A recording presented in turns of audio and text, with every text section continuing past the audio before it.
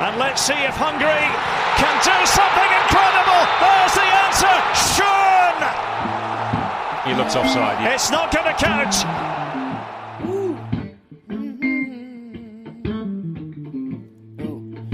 Third Degree, the Third Degree Net Podcast. Third Degree, the Third Degree Net Podcast. Third Degree, the Third Degree Net Podcast. Third Degree, the Third Degree Net Podcast. Third Degree, the podcast, is brought to you by Soccer 90. Now, new arrivals are continuing to show up at Soccer 90 every day. Bayern Munich, Arsenal, Juventus, and so much more. But this Friday, June the 18th, new Dallas Burn gear from Mitchell and Ness will be in the store. And you Third Degree listeners of this podcast receive 25% off when you use the code Third Degree at checkout.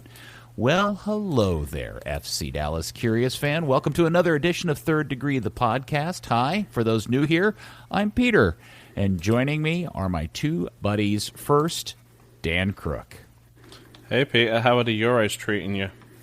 I'm enjoying the Euros quite a bit. Now, I have been a brave individual, and I have already pre-predicted all the results, and I have been putting them on social media every day, and I got to say I'm doing okay. I'm not doing poorly. I'm doing okay. I'm not doing great either, but so far I think the tournament's been a lot of fun to watch. It's good to watch international soccer in tournament form once again.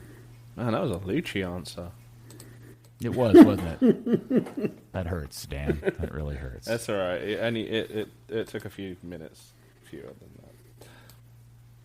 How are they treating you since you're English and all that? Well, we haven't shit the bed yet, so far so good. Are you expecting that to happen? Oh, absolutely, yeah. Okay. All right. Well, England-Scotland on Friday is the big one. So I'm excited for it. I predicted 2-2. What the hell is wrong with you? It's a big game, man, and the pressure's you guys might crack under pressure, and you already have your 3 points, so Scotland's got to win that one. Scotland has never got out of a group stage, and it's never going to happen. So okay, all right, wow. Braveheart was onto something. And, of course, your hero and mine, the editor and founder of thirddegree.net, from somewhere not in Texas, it's Buzz Carrick. Come in, Buzz. Hi, Peter, calling in from Spokane, Washington on the final day up at the lake. And then I head back soon tomorrow. How is vacation treating you? It's nice. It's been hard to unplug completely, strangely enough, given all that's going on. But I've done a decent job of it, gotten away from the things a little bit. So. And how long will it take you to drive back to Dallas? Only 5 days. This is a short one because I have to get back for work. But not quite as wandery as it is sometimes. All right. Well, let's get into the good stuff. I'm going to start by reading a tweet from a good follower of Third Degree, at Reagan Rector, posted this. Let's get this straight. FC Dallas sells Santos 2 weeks before the season, struggles to fill the position while finding themselves in last place, and now buy a new 6 to try to fit in on the fly. Sounds like a plan.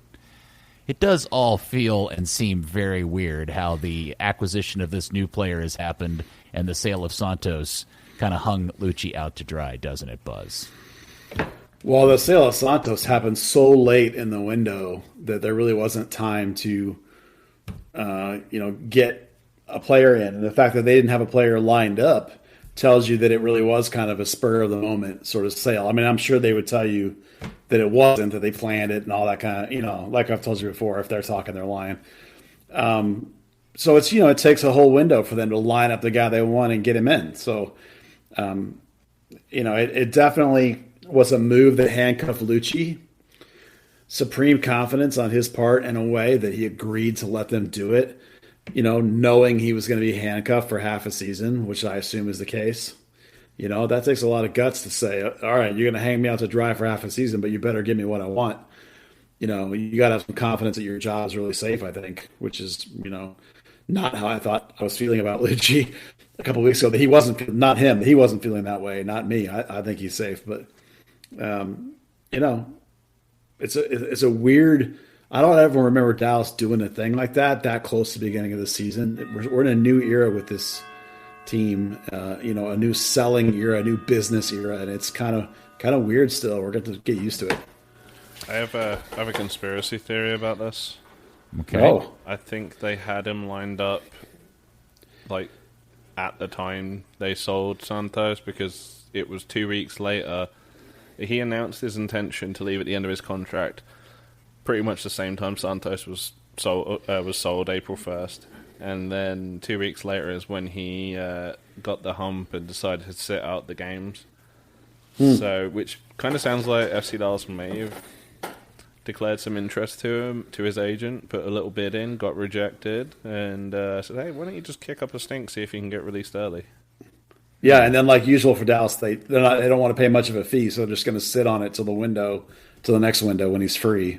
So because his team, Lanús are still playing Copa Sudamericana. They're still playing in right now, or they've been playing in over the summer. He could have been playing in those games, but they opted to let him out of his contract a couple of weeks early, which is just an unusual situation. So, a couple of things. Buzz, I want to go back to your comment about Lucci, which was you thought Lucci did a brave thing by agreeing to this. Do you really feel like Lucci had any room to agree in the first place, or did they just tell him this is what we're doing and you're going to have to figure it out? No, I think he has some input, a level of input. So if he had said no, wait, but hold on. So if he had said no, Santos would still be here? I don't know if he has a veto, but he has a level of input. And maybe I didn't articulate it clearly. I don't think that he's necessarily being brave. I think it shows that he has a lot of confidence in his position, like that we've talked about, that he's able to say, you know what, I can, okay, if you're going to sell this guy, you got to give me who I want. I recognize it's going to take half a season to the window. Fine, you can do this, knowing that he's safe, I think. Having that level of confidence that he's not worried that he's going to get canned in a month and a half of bad results that are going to come because he's selling his player. So I don't think he has a veto, but I think he definitely has a lot of input. And, you can, with your bosses, and I've told you before that Clark Hunt told me on the org chart that he and Andre and Dan as president are all equal. Those three guys run the organization. I mean, that's Clark right to my face. Now, again, do I believe him? I don't know. It sure sounds like the way they run things. So, does he have a third of a vote? Does he have, who's his, in the end, Dan is also his boss, but he's also equal to him. So there has to be a level of confidence there that he's going to, you can push back against a boss occasionally. You can go to war over something. This is the hill I want to die on, right? You can put up enough of a stink. No, you cannot sell this guy. You're going to kill me. At some point, it was like, okay, you're hosing me. No, you're hosing me. This is just my opinion now. No, you're hosing me, but you got to get me the guy I want in the next window. That takes a level of confidence in your position to be able to do that. I don't think that they would have 100% hosed him if he'd have gone to war over this one. Okay. I think he realized, as we all did, that if you can make some money off of a guy that's a 31-year-old holding mid, and then bring in another guy who's considerably younger, and now the whole key to this thing is their ability to evaluate, and did they get as good a player? That's what we're going to have to find out. That's the real key to the whole thing. It seems like good business on paper, if the guy can actually play. All right. So before I get into that, Buzz, because you've asked a very important question, looking at the FC Dallas page where they announced his signing, the pronunciation, Facundo, seems pretty clear, but they have this phonetic pronunciation of his last name as Ni-O-N. Key-Ni-O-N? Is that how it's pronounced? Kenyon. They literally have it spelled out Key, and then the word knee, Knee, and then O-H, and the last part isn't the fourth syllable is the letter N. Kenyon? Is that how you pronounce his last name? They're going to say Kenyon, but it'll be Kenyon. Okay. So I buy Kenyon. Yeah. Well, that's what I thought too, but this is the official phonetics pronunciation on the website of the club. So I was like, get those wrong so often. Oh, yeah, I think they just make that up on their own. They don't Google that or anything. All right. Well, this will lead me into my other question, Dan. Has anybody actually ever seen this guy play a lick of soccer that we know? No. No, I mean I've heard some stuff that he's a ball carry in 6. That's and that's about it. Buzz, come to the rescue. Yeah, I got nothing either. I even tried to look him up on YouTube and see if I can find anything. And there's a couple of goals he scored that look nice. But I mean, he's a 6. He's not supposed to be scoring goals. I mean, if he gets some, that's great. But this is a problem we run into in TV all the time with soccer, is that people don't make highlight reels of defense, particularly like, unless the guy's a really crunching tackler that makes like these crazy looking tackles. Right. It's hard to find clips of guys playing good. I mean, we have to assume the team scouted him or got some good tape or something. Because honestly, I can't find anything about him other than sort of some of the articles seem to talk about him being pretty decent and that he's pretty good in. It's not just the ball winning, but he's decent in possession, and that he can make some decent passes. I mean, but again, we're just taking some writer's word for it at this point, where it's a mystery, frankly. I mean, I guess that's kind of like the difference between what we can do and what someone with larger resources or like a team can do. We may have to rely on compilation videos that a fan or somebody like a Mr. Cranks made, whereas they have like Y Scout, where you can just log in, you can click it, you can search for a player's name and see all the individual clips associated to him back to his debut for every team he's played for, categorized by what passage of play it is, what action he's taking, and they can really take that in and then watch even the full games if they really want to get the full context of him off the ball. What I will say, Peter, is that when I talked to Lucci, I think it was 2 weeks ago now, he did tell me a little bit about him. As long as I kept my mouth shut until the move happened, and he's pretty excited about him. It talked about him in terms of being like Thiago Santos and playing at a similar level. So they're really confident this guy's going to be a legit high end 6 for this club. And it's sometimes we just have to wait. Which is unfortunate. I wish I could see him play ahead of time, but yeah, and I think just to clarify for everybody, because the transfer window hasn't opened, and they're saying that he is, at least in theory, if he gets all of his paperwork straightened out, available to play as early as this weekend. And I think, Dan, you alluded, or Buzz, one of you alluded, so that essentially means either he bought out, or Dallas bought out, or Lanús let him out of his contract. He was contract free. That's the only way he could play at this point. Yeah, his contract runs for another 2 weeks. So yeah, he's been in town for at least 3 weeks at this point. Yeah. FC Dallas. I mean, I did question that because FC Dallas didn't say exactly which window he falls under, but they did confirm to me he's eligible from this weekend as long as he gets his ITC and his P1 visa. Yeah, now remember, Peter, those P1 visas, sometimes weird crap can happen and you never know. Sometimes they just take a couple of days, and other times it's like, some bizarro stuff can make it in delay. So yeah, I wouldn't hold my breath that he's available this weekend, but he certainly could be. Well, we'll see. Based on how other things have happened this season, if he is available paperwork-wise, especially if he's been here for a few weeks, he'll probably start the game. Yeah, yeah. So things are going this year. I mean, the fact he's been here for 2 or 3 weeks, there's no reason why he shouldn't be ready to start if they get the P1 visa. Yeah. Yeah. Okay, so Facundo Quinon, good to have a solid number 6 in the house, although I guess we found out he's going to wear number 5. So hola to him, and best of luck, and hopefully he solves many of his problems. I'm assuming he'll take Tanner's place on the field, right? Oh, yeah, for sure. Okay, I don't know how much we'll get into that more as we get into the lineup, but yeah. Okay. Let's see. So the other big news this week is all the news that Mr. Che is back in town, and Tom Bogart from MLSsoccer.com has been reporting that there's some stuff going on, that even some Bayern officials are in town and may be interested in more than 1 or 2 players. But I think we go back to the question that I'm fairly certain we asked on this podcast a couple of weeks ago, which is, pending the health situation of Hedges and Martinez, Che's got to get time for Dallas now at this point, right? That just makes sense. Well, actually, I'm going to burst your bubble a little bit. I thought of a way to explain this Forget for a minute that his name is Justin Shea and that he played for FC Dallas. And forget for a minute, if you will, that he was on loan to Bayern. And just consider if I told you that Dallas has signed an 18-year-old center back from a Bundesliga 3 team that got relegated, how much would you think that player would play if he showed up? A relegated center back from Bundesliga 3, 18 years old.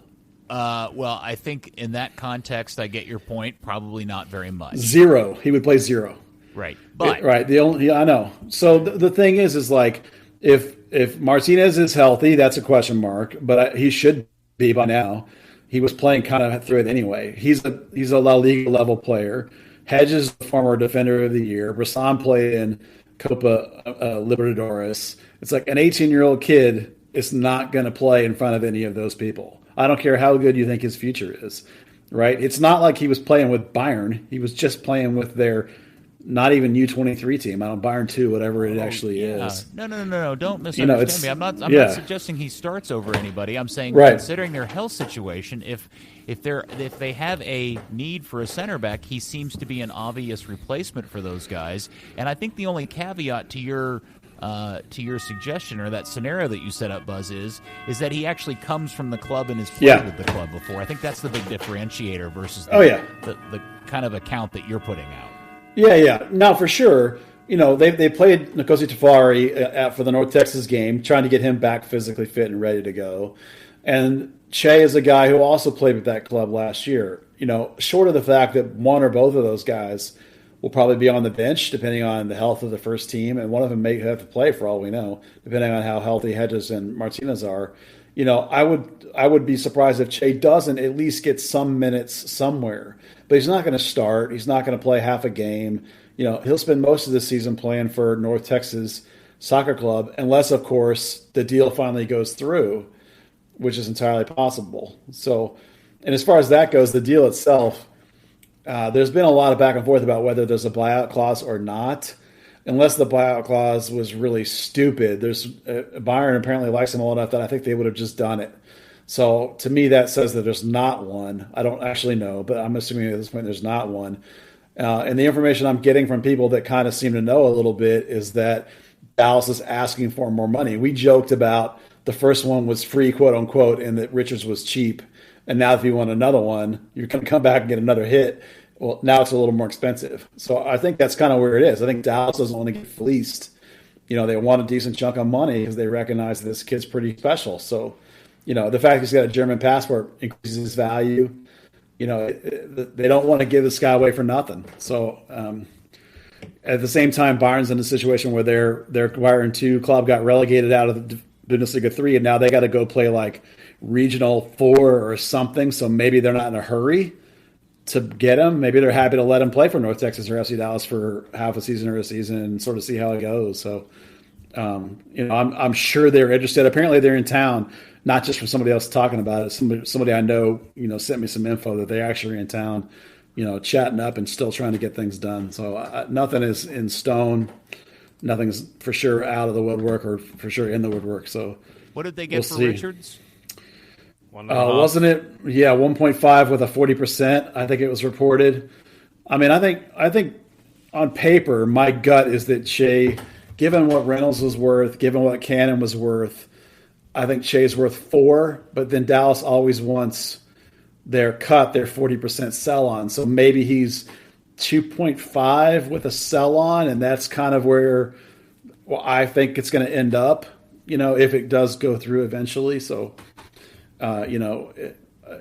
Given the situation with Bayern, and maybe they don't exactly know what's going to happen with their team, they maybe aren't in a hurry.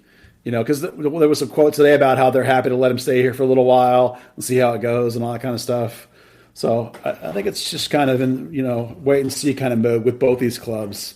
See who blinks. And then the Bogert article in MLS Soccer suggested they're here actually talking about another player. Any idea who that is? Thomas Roberts. Yeah, I actually have a thought about that, and I think it is not Thomas Roberts. Well, first, let me tell you that we'll talk about why more, I think, later. I think it's time for Thomas to go again or try and force his way out again. But then I'll explain why later. In the short term, like think about the guys that went, right? They didn't go after Reynolds. They didn't go after Paxton when he went. Sealy was here, went, and then he came back, and then he was at PSV. I don't think Ricardo Pepi is the answer. I don't think Pepe's touch is clean enough for them. I actually think. You guys remember when Brandon Cervania went on the loan deal down to Austria? Do you remember who the other player that went with him was? Not Eben Surreal, the player from Bayern. Right? Taylor Booth, right? Booth. It was Booth. Right. Booth. A guy they own. Implication being that somehow Bayern is involved in that discussion and getting Brandon that opportunity and their guy that opportunity. I actually think it's a legitimate chance it's Brandon Cervania because I don't think it's Thomas Roberts because, that for various reasons. But I think it's a good chance it's actually Brandon Cervania. As crazy as that may seem. It is a guy that played in the U20 Worlds, and didn't he have a friendly senior cap, if I remember correctly? It wasn't a cap, it was just a friendly. That's who I think it actually is, believe it or not. So just make sure that I'm understanding. You're saying that Bayern is actually in town also talking about buying Brandon Cervania based on his performance for the Austrian team that he played for? Based on the training camp, the fact that he went to the homegrown camp there with them, and then from that 2 weeks, they arranged for him to go to Austria with one of their guys. And for them to have done that must mean that they thought there was at least something there. I'm not saying that they think he's going to play for their first team, but they're in the business of buying and selling players too. Oh, yeah, that's just why it certainly could be Thomas because, last year they tried to take him on loan. It wouldn't shock me if it's Thomas. I have a reason why I think it's not Thomas. And I think maybe there's a chance it's Cervania. Just a little speculation out there for you. So what is the story with Dante Sealy? Because, he posted the picture of him being at PSV's training center, and then it was like, oh, he's on his way, that deal's done, and now he's back. Does that not – the fact that he's back doesn't change any of that? He's still going there? Yeah, as far as I know he is. I mean, that's – for me that was the team, of course, just said it was a 2-week training stint, but I took that as it was one last sort of sniff before they do a deal because their window's not open. Like those teams will start to get together for preseason, somewhere over the next month or so, as towards the end of the Euros. So I imagine that's when you'll start to see him move again. I don't have any concrete information that deal is done. It's just that he's been there multiple times, and I've been telling you guys, I've been thinking he was going to move this window for like 2 years now. So there's nothing that's changed my mind that's not happening, and I still think it's PSV. I don't think it's Bayern. Okay. Here on the run sheet, written in famous crayon, it does say that Jesus is still back in training, but any chance we'll see him this weekend? I think you'll see him. I don't think he starts. He's not ready to start. It's not. He had to take a month of no contact. So he basically jogged around the field towards the very end of it. So he's nowhere near going to be game ready. But you could see him for 10, 15 minutes, I think. They'll try and push him rapidly towards game fitness. Paxton's the one I think you're going to see the change. I think Paxton starts.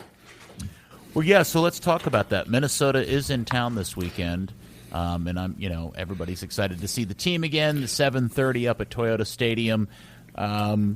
What do you have any anticipation of what you think the starting lineup will look like? I think it's probably going to be in the back, basically what you had before.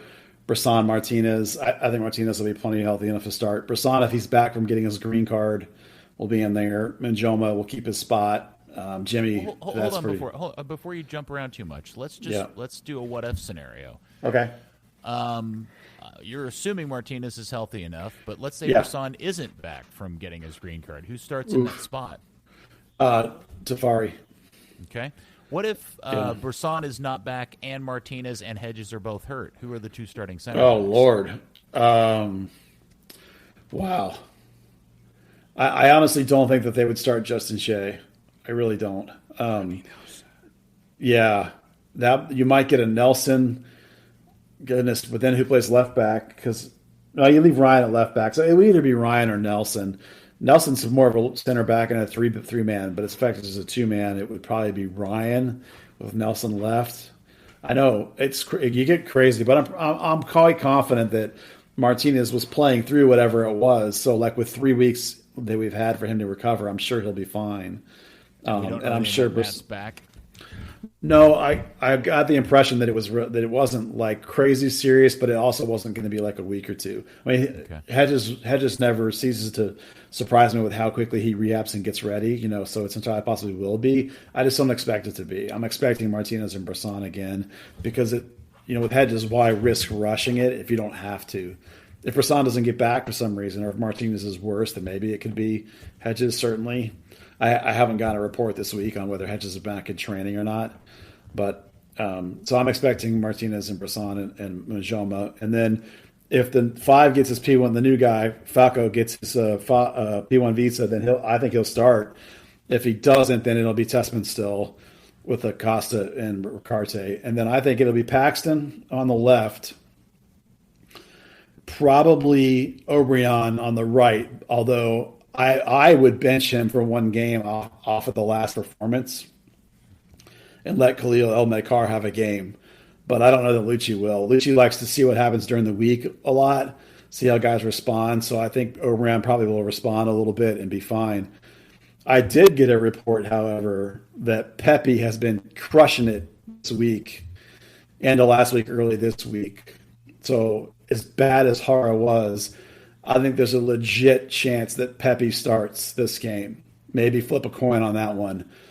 But I did have someone tell me that he was just lighting it up in training. And we all saw how bad Franco was last game. So I'm hoping it's Pepe. And I think there's a real chance it could be Pepe. Which Dan, would be exciting. can you tell us anything to anticipate about Minnesota and what they're bringing to town?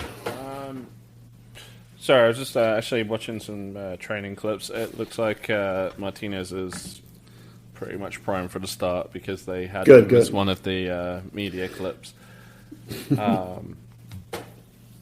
So Minnesota, I guess the biggest thing for them is Robin Lod. There's with Finland at the Euros, so there goes their assist leader and their leading goal scorer and their only good player this season. He's a left winger, but I mean they put him right wing, they put him up front, they kind of put him anywhere they have a need. They do have, similarly. 30-something Argentine guy that scored one goal and just trots around and does nothing up front.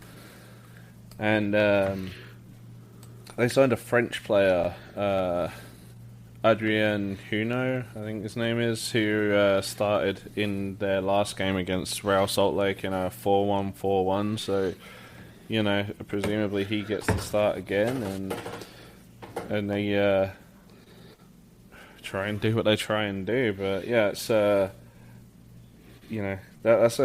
that's a team that was being dragged into life by Robin Lod. Obviously scored the goal at the end against Dallas in the game a few weeks back, and they're going to desperately try and replace him. Well, and it'll also be wicked hot, so hopefully they use that to their advantage on the game at 7:30. A friend of mine is coming to town, and we're going to the game together, so that'll be fun to sit in the stands and watch it as fans. All right, so anything else in particular about the team? Any other news or anything we want to talk about before I move into my next thing I want to dive into? Well, I just want to talk a little bit about Thomas Roberts. Because they've signed a six, the guy Falco or whatever, Facundo or whatever his name is, that's going to affect Thomas's playing time, which was already nothing. Because Cerrillo, as much as he didn't actually play, was really, really close to playing. You've seen they put him back with North Texas to get him some minutes, which is sometimes a sign that maybe they want to try and use him somewhere. He was really close to starting a game or two in the stretch when Tanner started those games. It was really close. If with the new six and then Edwin playing pretty well, Tanner's going to be back as an 8, which will eliminate what chance Roberts had to get in the 18. And also Paxton's back. Now, I think Paxton's going to start, but very easily that one of the early subs could be an attacking wing. Paxton moves back into midfield. So again, Paxton is as versatile as Paxton is, and as much as Lucy loves that, Paxton's going to take some of Thomas's time too.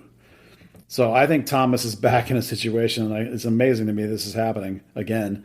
I think Thomas is in a situation where he needs to force the hand again, and he needs to line up his own loan deal and make it happen. His agents need to get to work and get something done because he needs to go play. He's coming up. I think this is his third season now. And other than the first couple of games of that first year when Lucci first got here, he played a little. He hasn't played since then hardly at all.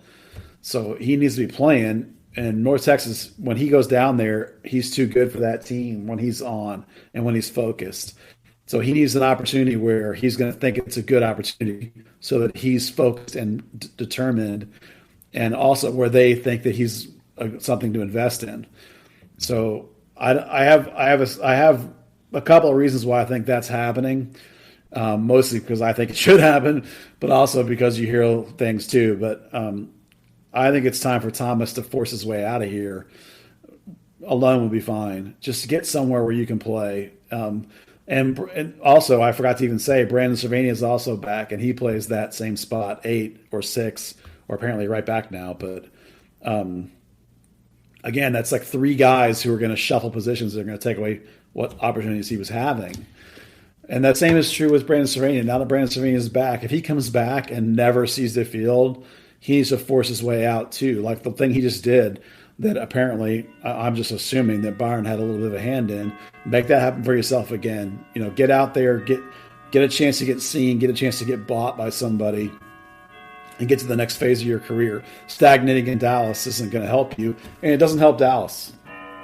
Right? Just sitting here doing nothing, because eventually they got to clear space. Yeah, wherever, man. Just get somebody to pay you to play.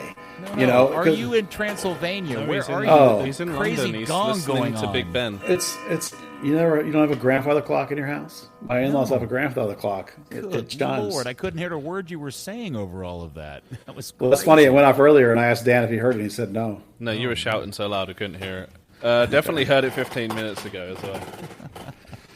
Oh, and it's 4 minutes slow, by the way. I don't have control over that. Buzz, Yeah, it is reset the in-laws clock.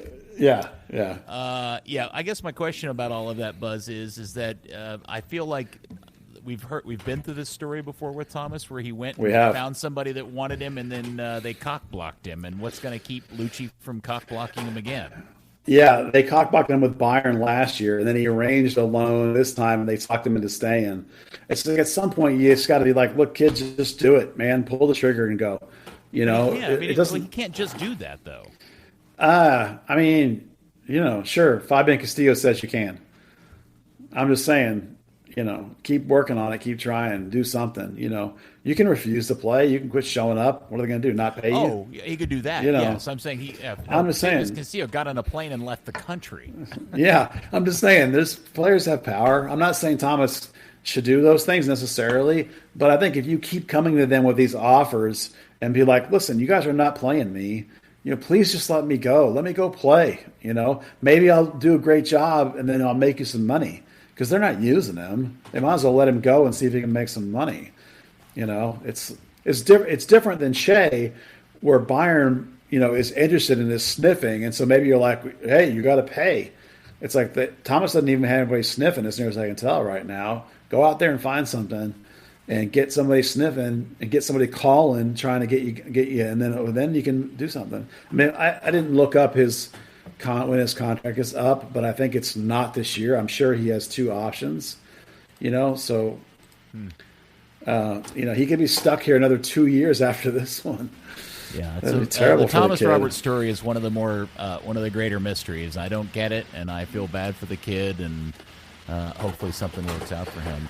So just yesterday, it was pretty exciting, because suddenly the other great mystery of this team, which is the Hungarian player Schon, suddenly began to crystallize pretty clearly when everybody thought he had scored the stunning winner, or at least the goal that was putting Hungary as a surprise leader over Portugal very, very late in the game. And I thought, oh my God, Dan Hunt just peed his pants. But then the goal was called offside, and we saw little of Schon for the rest of the game. And what was about to turn into the most hilariously ridiculous story just turned into nothing. Yeah, did you guys watch it? How he played as a striker? Apparently, how did he look? I didn't see it. literally, I mean, Dan, did you see it? Did you watch the game? Yeah, I was kind of in and out of it, but I mean, the thing is, he came on, he had that one great moment, and then Portugal became Portugal, so suddenly the ball wasn't up his end of the field. Yeah, they subbed him on, and it took me a minute to try to figure out where they had put him, because they put him someplace I didn't expect him to put them, which was essentially straight up front. I kept looking off to the sides to see if he was playing on the left or the right, and then realized, holy crap, he's playing as a striker. And then, Hungary got the ball, and they played him off on the side, and he was just, he made a really nice run into the box and a good finish at the near post. He destroyed Pepe. And he destroyed Pepe in the process of doing it. It looked really good. And then, like Dan said, after that minute, he just kind of evaporated from the game because Portugal went, oh, yeah, all right, screw this, and went 3-0. So, yeah. And literally, I don't think you saw him again. He may not have even touched the ball after that, to be honest with you. Because the three Portuguese goals came in a sequence of about 7 minutes. Yeah, I was right about Thomas, by the way. 2 more option years. Yeah, it's interesting to see them, the guys that know him, use them where you would think you would use him, which is like a high on a wingish kind of off striker type of role. I mean, I'm sure that's where he's supposed to be. I'm sure that's where he'll play with Dallas most of the time. Our big complaint about him here was the fact that he got crushed in there early with no opportunity to really be effective. It's like I watched him in training and nothing, like I saw some moments of goodness, but I didn't see enough that was like, oh, dude, get him in the lineup now. I mean, it wasn't that kind of thing. So, we'll see if we joked about the idea that he would tear up the Euros and never come back. That would still be funny. But I mean, I'm glad that he's good enough that he's actually playing for his nation at the Euros. I mean, that tells me there must be something legitimate here that we're not seeing yet, and maybe he'll come back and be a legitimate contributor to this team. The attack was from the right, so maybe he can play on the right and let Paxton play left. That'd be fine. Or vice versa, whatever, flip him. Well, and then on the flip side, there's the weird story about Vargas in Venezuela.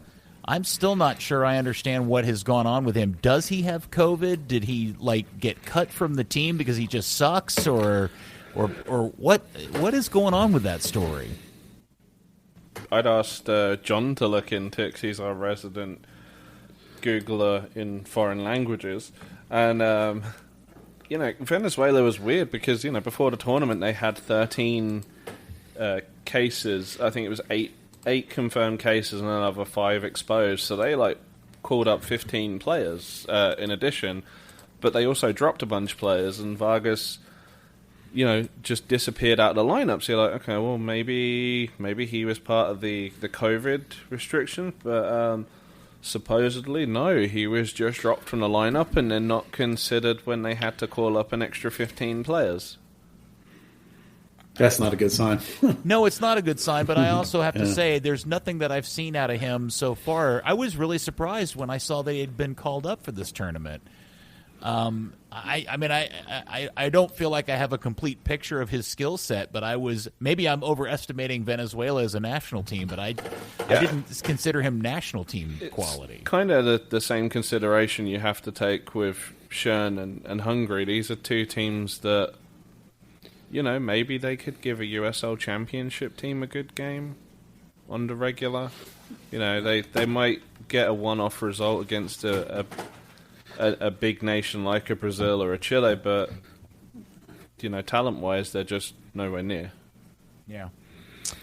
All right. Well, anything else, Buzz, about the club in particular before I move on to the next thing? No, that's really all I got. I mean, the only other thing is that I'm really excited to actually see Nkosi Tafari healthy again, because we haven't seen that guy hardly play in so long. No. I'm looking forward to see if he's actually got anything. I mean, I don't know if he's going to get on the field for FC Dallas, but his window is closing rapidly. This is year 2, and if you're coming out of college, you don't get a lot of time anymore if you're a 4-year guy, which he is. So I kind of want to see something out of him. I mean, give him in a game or something. Let's see what he's got. There's a lot of really good tools there, and he's a great dude, so I'd love to see him get a legit opportunity before we get Justin Shea a legit opportunity, because Justin's only 18 and Tafari's much older. So let's find out real quick if he's got anything. Okay. Can he never play in USL League One again? Because that annoying commentator kept calling him Burgess. It says Tafari on the back of his jersey.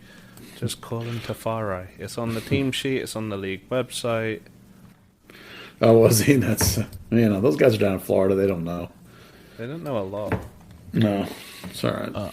Well, if you get to watch the team on Saturday, hopefully. When would be the latest his paperwork for Kenon would be able to be completed? I mean, as far as I know, as long as it gets to the league office in time, I don't know what that deadline Friday is. And Probably like a Friday 4 p.m. Yeah, Friday. 4 Eastern probably. Yeah. Okay. Yeah. All right. The last thing that I wanted to talk about is I had this weird kind of epiphany yesterday, I think it was, because this is the week that Austin FC finally opens up and has a home game. And there's been lots of coverage stateside here, here in the state, in different places, promoting the fact that the stadium is opening and the anticipation around the atmosphere that this new stadium seems to have promise of. And, a lot of us, myself included, have poked a lot of fun at the lack of the organics of this. This all feels very manufactured and kind of pushed and created by the club, and the whole Matt McConaughey aspect of this all just feels very plastic in many ways. But that said, if Austin, in fact, over the course of the rest of the season does end up with this amazing electric atmosphere that we all in Houston and in Dallas look kind of sheepishly at and longingly at, is it going to tell us that maybe there is another way that Dallas should be going about this, or in terms of growing their atmospheres and their fan bases, and that maybe for all of the lack of the coolness of doing it and the lack of the organics of it, maybe the way Austin is doing it is maybe the way it needs to be done? No. Hold on. Wait, no. Yeah, Dan said, I want to hear Dan. Yeah, go ahead. Oh, that was it. No. What? It's a podcast, dude. You got to flesh it out. Well, I mean, it's a sport that's built on organic support and an atmosphere. It's not a corporate team-run thing where there's nothing independent about any of the supporters groups. I mean, hell, they went to Kansas City and some idiot left a banner on the side, and next thing you know, Austin FC are putting an advert out on Craigslist. Hey guys, we can buy them another one because we pay for all their stuff, but there's an emotional attachment to this banner that's existed for exactly 4 weeks. So if somebody finds it and could return it, that'd be really awesome. We'll give you like a reward or something. It's embarrassing. You talk to the supporters groups when they're on calls with these people, and and Anthony Precourt's sending them a script. It's just absurd. You watch these little practices, and there's nothing original about any of the chants, any of the songs. You've got front office people leading. It's embarrassing. It's everything that every European piss take about MLS has always been based on, how plastic things are. But if they have 3,000 people all singing and cheering and creating an amazing atmosphere in that stadium on Saturday and for the rest of the season and into next season, because even when the team sucks, you're still going to piss all over it as plastic. The same way you do as those forced patriotic displays in North Korea, absolutely. And no, I mean, it's going to last a year or two, and then it'll be like Orlando and New York City, other kind of forced upon atmospheres that just dissipated. There's no hype in Austin. There's hype in around the domain, really on the outskirts of Austin. There's like a whole PR machine in New York City working on this. No one gives a shit about them. Well, that's a different perspective than I seem to have arrived at. They seem to be the talk of the town everywhere I turn. But okay, cool. That's interesting. I appreciate your passion and perspective about that. It'll be interesting to see how it's. It's tiresome, like just hearing this whole however many press releases are being put out about them and things, nothing's organic. No one, there's no one, like, people on the streets aren't talking about Austin FC. People who are getting paid to write articles are talking about Austin FC and implying that people on the streets are talking about them. Well, okay, let me push back on that. Friends of mine that live in Austin that aren't soccer fans say that's all they're hearing about is this game coming up this weekend and however excited the city is about it. And to be honest with you, Dan, it sounds a lot like my friends in Atlanta were talking that knew nothing about soccer when Atlanta was getting ready to rev up and play, and I was like, yeah, don't worry, it'll blow over. I mean, Atlanta was a market that was always going to take off. No, everybody said Atlanta was going to bomb. Okay, I mean, it was the largest TV market that didn't have a team. It was, the whole Southeast just had nothing until Orlando, which was, a muted failure, and then Atlanta comes along, and you've got people from like Western Tennessee and South Carolina are like, yeah, I'm definitely going to that. That's like our area's team, the same way the Metro Stars were sort of like the team of the tri-state area back in the day before the Red Bull. Yeah. Again, I'm just speculating. I'm just wondering what's going to happen when there is what is perceived to be an electric atmosphere and an amazing game day experience at this Austin thing, and Dallas and Houston are sitting around in half-empty stadiums with a couple of hundred people sitting in a corner banging on drums and kind of organized in the way that they chant their stuff that some people can hear and some people care about and some people don't. That's what I wonder, how that narrative's going to start to build over a period of time. I don't know what to tell you. I mean, the main talking point about Austin right now seems to be that they're charging $80 for an away ticket. That is a lot. Yeah. They don't want other fans coming in. They don't want supporters coming in and making more noise than the home fans. I mean, it's actually a brilliant way to price people out of it. Interesting. Well, it'll be fascinating to watch. I'm under the perception there's a lot of anticipation and a lot of excitement in the city of Austin, but maybe you've heard something different or you know something different. And I mean, people I know down there are saying that it's bombed, that it hasn't, that there's no bars except for on the very northern outskirts, and I mean, we see in our Discord there's Dustin talking about people he knows from when he lived there that are saying much the same. It seems like the target all along hasn't been the soccer fan in Austin. It's been the, hey, look, this is the new cool thing. Come around and try it, which is great. But they're the people that a few weeks in are like, oh, I actually don't like this sport. So why am I paying this exorbitant amount of money to be here? Well, time will tell, won't it, sir? Certainly will. Well, I want to answer the question. Oh. You just skip right past me. Okay. Well, I am very interested to see how it goes, what kind of crowd they have and can they sustain. But the answer to the question, in my mind, is 100% yes. Now, I'm not saying yes that it's the Austin way, the way they're doing it. What I would say was 100% yes, look at Kansas City. Because Kansas City was terrible for a long time as a market, as an MLS franchise, in terms of fan base, in terms of attendance, in terms of anybody caring about it. And they changed to a new local ownership, and they went to play. Originally, they were playing in a baseball stadium while they built, I think it was a baseball stadium, while they were building their new place. But the minute those guys took over, I don't know what they did because I'm not privy to the internal workings of their franchise. But that thing started picking up steam right away. They moved out to the burbs a little bit. Yeah, that's contrary to, right? We now we think downtown and young and urban, right? But the move to the suburbs for them paid off. That's a market similar to Dallas in a lot of ways compared to like Portland. Kansas City is a lot more like Dallas. Now they have their own place and they've got like 70 straight sellouts or something.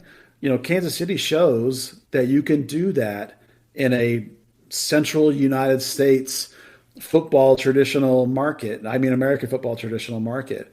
They've showed that you can be successful. That's who Dallas should be calling all the time. They should be going to the owner of those teams and going, let us pay you whatever to tell us how you did it. You may don't need to admit it publicly, but the places that have done like the young and the urban and the downtown and that stuff has worked for them there, but that's not Dallas. You got to figure out what works in a similar market. So to me, yes, 100%, Kansas City was the model you need to be emulating, not Austin. So the thing with that is the Hunts are never gonna. There's too much pride to go to Rob Heineman and say, "Hey, we royally screwed this market up. Can you show us how you engaged the supporters and grew that organically?" Yeah. Yes, because that's what happened. I know. And that's kind of converse to the way that Austin have done things, where they came in. A guy who's not local, who lives in California, came in and started throwing money around, paying people to, be like a form of a street team, and say, hey, we need to try and make out that this is the biggest thing on earth, and yeah, but this is the line I'm feeding you. You've got to say this to these people and this to these people. Yeah, but see, that sounds like marketing to me. And see, here's the thing: is I kind of understand where you're coming from in the organic part of it, or the lack of the organics. But that's a guy that was bringing a quasi-stolen club into town, doing it in a very un-Austin way, and had to execute on a plan to get people on his side, and seems to have done it extremely well. I mean, their waiting list for season ticket sales is off the charts. They've sold that thing out like crazy. They have an incredible number of people that are going to be in their supporters groups. I mean, there's going to be more people in the Austin supporters group than I think both Dallas and Houston supporters groups combined, and that's on day one. So I can already tell you, as somebody that's been around this for long enough, I can already tell you the question is going to be immediate. How did Austin pull this off in this short amount of time? And Houston and Dallas, which, by the way, have completely opposite stadium situations, neither one of them can figure it out. And maybe the Austin way is the right way to do it. To build the kind of atmosphere that is going to get other people interested into coming to games, is that maybe you have to do it this way in the state of Texas. Maybe the idea of growing it organically is just not possible in this state. I mean, if you have to have a supporters group on the payroll to make it happen, and what do you mean by sport's gone to shit? Okay, so what do you mean by on the payroll? Because when you say that, that makes it sound like to me they are actually paying people to go to the games. They were paying people. Okay, you're making an accusation. You're going to have to explain it. They have been paying people. That's all there is to it. Paying people what? To go to games? Well, no, they haven't had games to go to, but the whole organization of this is based on they paid off, the whole reason that their supporters groups are so fractured is because they were paying certain people certain amounts, certain people other amounts, certain what, people to like organize and lead the groups? Yeah. So what? Okay. It's that's the thing. It's the complete opposite of organic. It's a corporate structure. So none of the supporters groups in Austin are independent from the team in the way that like El Matador is. They all receive money from the front office in some form or fashion, whereas the independent supporters groups, which is the reason you have things like the Independent Supporters Council, which Austin Anthem was bizarrely let into. Here's the story. So, in the early days of Dallas Beer Guardians, they applied to be in the Independent Supporters Council. They were actually denied on the basis of receiving, I think it was $500 from one of FC Dallas' sponsors, which happened to be Budweiser at the time, to make some scarves up. Mm-hmm. I mean, and that is like minimal compared to the things that, Austin, all their instruments are paid for, the banners are paid for, everything's paid for. It's an embarrassment.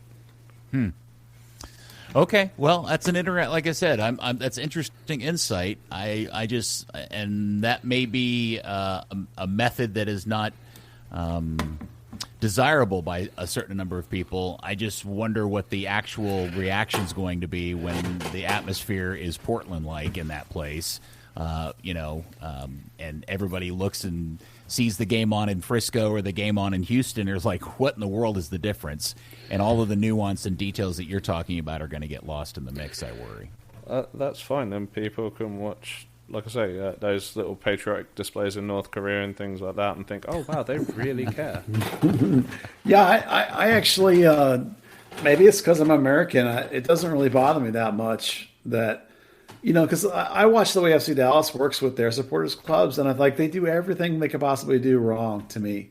It's like they don't give them the support. They don't build the atmosphere around them. They don't make it easy to be a fan in the supporters group. They don't help those guys at all. Well, and I can't help. I know, but that's what I'm saying. It's like I can't help but think, man, what if they went, not only did all that, what if they went even further and like helped them get to games and helped them make banners and helped them do everything to help create real, you're going to object to the word real, but help create a better game day atmosphere. I don't know that would bother me. I mean, I get where you're coming from, Dan. I believe me, I do. It just doesn't, it honestly doesn't bother me at all. So MLS as a league has, at least in the past, you know how they have their weird little funds? There was like a $500 team discretionary budget every year to do things for supporter groups, which, for FC Dallas supporters groups has been, just print the banner that sits in front of the stand in previous years. When that was why a couple of years ago there was that weird one that was the Dallas Beer Guardians twice, which made very little sense. When DFE was around, it was their Snake Pit banner. That's one thing. You've got things like Kansas City. Their whole away support has been fantastic, and that is largely because Sporting Kansas City as an organization pays for away tickets. They don't just do that for supporters groups. They will do that for anyone that is, a Sporting Kansas City fan that wants to put the time and money in to go. Why isn't that inorganic? Because that doesn't affect. That's not trying to build something inorganic. That's just helping people get to an away game. Well, then, but isn't all Austin doing is just getting people to come to their home games? No, and be part of an organized group of people. Again, maybe this is a cultural difference, and I probably fall more on the side of Buzz on this, and I love El Matador, and I love the Dallas Beer Guardians, and I was an original member of the Inferno. I'm just as a person that has been watching this for a long time, I'm really, really worried that Austin is going to turn into this thing, and everybody's just going to assume. And nobody's going to know the real reason why it is that way. And even if they do know it, I don't think anybody's going to care. I mean, at the end of the day, it's I don't know. It's whatever you want it to be, right? Perception is reality and all that. But, I mean, for me, as a football fan, as somebody who is deeply ingrained in supporters culture, it's everything that's wrong. It's, the time I would rather see someone spend, the sweat over a crappy 2-pole banner that looks like crap than, have a team pay $1,000 to have a professionally printed 60-foot tifo. Yeah, things like that, and it's just, if that's what the sport's going to become, I don't want any part of it. Well, okay, fair enough. And certainly when I saw them practicing their cheering out at the stadium last weekend, I thought that was kind of weird and cringy and maybe extreme even for me. But hey, look, if it works for them and it gets a crazy atmosphere going and other people interested and sells a lot of tickets, I have a feeling, Dan, it may not be for you anymore because I have a weird feeling other people are going to start following that model. Because what's happening? Because here's the problem, Dan. What Houston and Dallas are doing now is not working. Yeah, you're talking about two clubs that specifically go against their supporters. Right. That's not the norm, though, is it? Well, I don't know. Maybe it's not. I don't know what the individual relationship between every club and every supporters group or their supporters groups are across this league. I'm just suggesting that a relationship between the club and the supporters groups has got to be maybe a little bit more. Maybe there's a happy medium between what Austin is doing and Kansas City is doing. Right? I'm sure there is, but it's more of a cooperation, not a master and servant. Okay, fair enough. Yeah, okay. Because that's what FC Dallas would love to have, a master and servant. What do you want us to cheer? What do you, and they said as much when they were trying to break up the supporters groups. We want to have something we control, specifically control, which Precourt's achieved. So, yeah, I'm sure to the Hunts and everyone, he's the hero. Yeah. Well, there you go. I have a confession. It actually doesn't even bother me that he tried to steal somebody else's team for his market. Maybe it's because I'm in American sports, and I'm so used to franchises moving. I was just like, if it's a franchise moving, what's the big deal? I mean, that's not my team. What do I care? I guess. I think the big deal is because of the way that the way that he couched it when he took the team over and presented it as an opportunity to keep the team in Columbus, and he made a lot of promises, and he bald-faced just lied to people. Really, well, he's definitely a snake. I mean, don't get me wrong. I just don't, Well, you asked what's wrong with it, and that's what I'm saying. He made all that stuff up about, I can't get a half-decent stadium. I wanted something downtown. Well, Columbus has got a better stadium than Austin. They're about to open downtown. Oh, yeah. So how's that going? That turned out to be a win-win for Columbus all the way around. Oh, yeah. And, it'll be the same story in Austin. There'll be a couple of years if he doesn't see a massive return, which it's soccer, you don't see a massive return, he'll get bored and decide he'll want to spend his trust fund somewhere else. Well, like I said, time will tell, most certainly. As annoying as the Hunts can be in their methods, they are soccer people and they will stay soccer people. And they are Dallas people and they will stay Dallas people. So that comes back to the atmosphere we're stuck with is what you're saying. Yeah. I mean, like it or not, but this club's never going to go bust. It's never going to be in danger of moving. Oh, I mean, know. maybe it's me as a fan of teams where I've had to go to protest to save my team at the last minute from an owner that's tried to move it. But that's a big deal. I would rather that. I would rather go into the end of the season and say, hey, next season it's actually going to happen. It's not an if. Love it. I love a passionate Dan Crook. I love it. And I'm very proud I pulled it out of him. All right. Hey, guys, don't forget Third Degree, the podcast, is brought to you by Soccer 90. New arrivals are landing this week at Soccer Daily. Bayern Munich, Juventus, Arsenal, and a whole lot more. But on Friday the 18th, the new Dallas Burn gear from Mitchell and Ness arrives, and you Third Degree podcast listeners will receive 25% off when you use the code Third Degree at checkout. Dan, thank you for all of that awesome expression and opinion and insight tonight. That was good fun. Thank you. And as Andy reminded you on the show, enjoy Copa America too. And find out why Andy, when you speak to Andy next, find out why Brereton's playing for Chile. He's crap. I will ask Andy on Saturday that question. No doubt about it.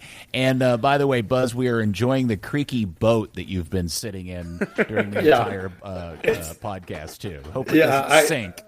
Yeah, I had to use the desk near the dining room here at my in-laws' house, and the chair is super creaky. So sorry about that. I mean, it's like a ghost. I got a creaky floor chair. I got a grandfather clock going off in the background. So what I wanted to say, Buzz is staying at a haunted house on his vacation. Haunted mansion. Yeah, up here in Washington. What I did want to say though is, man, the Dallas Burn throwback gear they dropped the first time was so good. I can't wait to see what they got next. Hopefully, it's different kind of stuff. That would be sweet. I'm excited. It's something new. Maybe there'll be a hat in there finally.